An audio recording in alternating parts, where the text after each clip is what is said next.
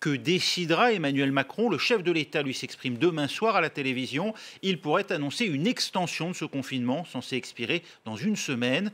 Pour en parler, on est en ligne avec le conseiller régional d'Île-de-France, Les Républicains, Patrick Caram. Bonjour.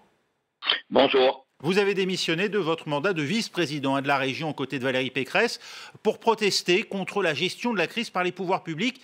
Pour vous, il faut prolonger ce confinement? Alors, un mot, j'ai démissionné de mon mandat de vice-président pour préserver l'action de la présidente du conseil régional, Valérie Pécresse, et c'est la qualité de ses relations avec l'État, parce que la région Île-de-France et les régions n'ont pas le choix. Il faut pouvoir travailler main dans la main avec l'État. Et donc, j'ai souhaité retrouver une liberté de parole et une liberté d'action en qualité de conseiller régional d'Île-de-France. Alors justement, quel est votre point de vue sur le confinement? Eh bien, le confinement aujourd'hui est rendu nécessaire par les défaillances criantes de l'État et de ses bras armés. La vérité, c'est que les pays comme Hong Kong, comme la Corée du Sud, comme Taïwan, les pays asiatiques qui ont utilisé les masques massivement pour toute la population, ainsi que le dépistage des tests de détection en nombre suffisant, de façon à ce que les malades puissent connaître leur dangerosité et puissent être confinés, eh bien ceux-là n'ont pas notre problème. Ils n'ont pas mis à l'arrêt leur appareil productif. Ils sont dans la rue, ils continuent à vaquer à leurs obligations. Malheureusement, la réalité est cruelle. Aujourd'hui, nous avons un ministre des Affaires étrangères qui avoue que les masques arriveraient d'ici fin juin, mais s'ils ont été commandés en janvier, pourquoi faut-il autant de temps pour que des masques arrivent, alors même que la région Île-de-France, avec Valérie Pécresse, a déjà fait venir plus d'une dizaine de millions de masques. Une dizaine de millions de masques en moins de 2 semaines. Je rappelle quand même que les régions avaient interdiction de commander des masques. Et donc c'est bien là le signe de la faillite de l'État, et puis peut-être aussi d'un dogme. Un dogme sur l'idée que les masques qui nous ont vendus, ces masques ne servent à rien. L'Académie de médecine a bien dit le contraire. L'Académie de médecine a indiqué qu'il fallait des masques pour tous. Eh bien, nous sommes très loin de cela. Et pour sortir du confinement, s'il n'y a pas de masque pour tous les Français et s'il n'y a pas de test, on peut dire que l'épidémie repartira. C'est un vrai problème aujourd'hui que les pouvoirs publics, une vraie équation que les pouvoirs publics doivent résoudre.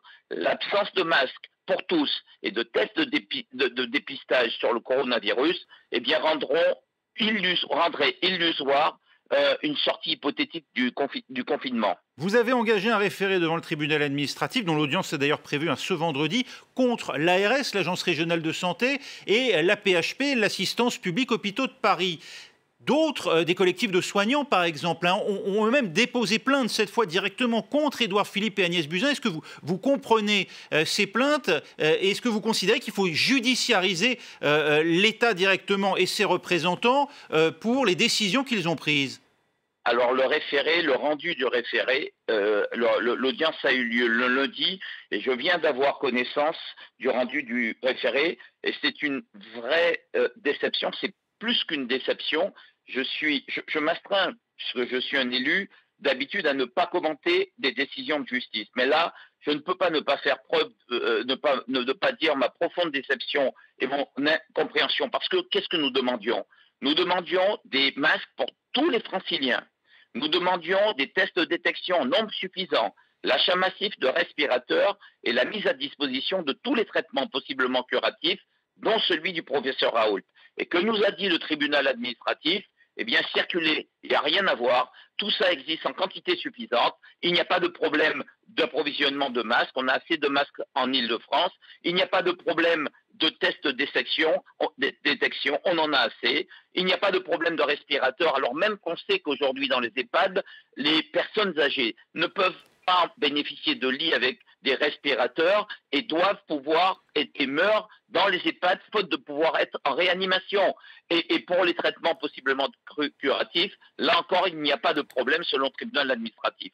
Et en cela, le tribunal administratif a suivi finalement la jurisprudence du Conseil d'État rendue samedi dernier, où le Conseil d'État avait cassé une décision du tribunal administratif de Guadeloupe. Et ça, c'est un véritable scandale. On sait bien qu'aujourd'hui, même les personnels soignants manquent de masques, manquent de blouses, manquent de gants. que les médecins de ville, que les dentistes, que les pharmaciens, que tous ceux qui sont les policiers, tous ceux qui au quotidien, les transporteurs de bus, de métro, tous ceux qui sont exposés au coronavirus n'ont pas le minimum nécessaire. Beaucoup d'entre eux n'ont pas de masque. Et on nous explique aujourd'hui c'est en quantité suffisante.